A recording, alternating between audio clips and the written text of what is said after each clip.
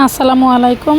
আমি এখন বর্তমানে যেখানে আছি এটা হচ্ছে টাঙ্গাইল সদর থানা মগরা ইউনিয়নের বড় বাসালিয়া চরপাড়া গ্রামে।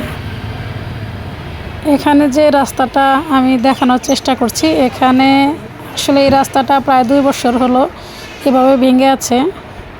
এখানে একটু বৃষ্টি হলেই পানি জমাট বেঁধে যায়, যার কারণে এখানকার মানুষের যাতায়াত করতে অনেক সমস্যা হয়ে যায়।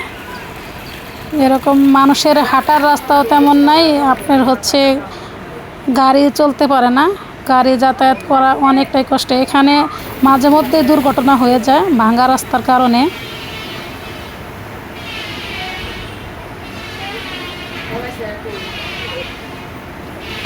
এখানে কিন্তু এই দেখতে পাচ্ছেন একদম গর্ত করা, মানে গর্ত, পানি একটু বৃষ্টিতেই পানি জমে যায়, কিন্তু পানি বের হওয়ার কোনো জায়গা নেই, ড্রেন নেই।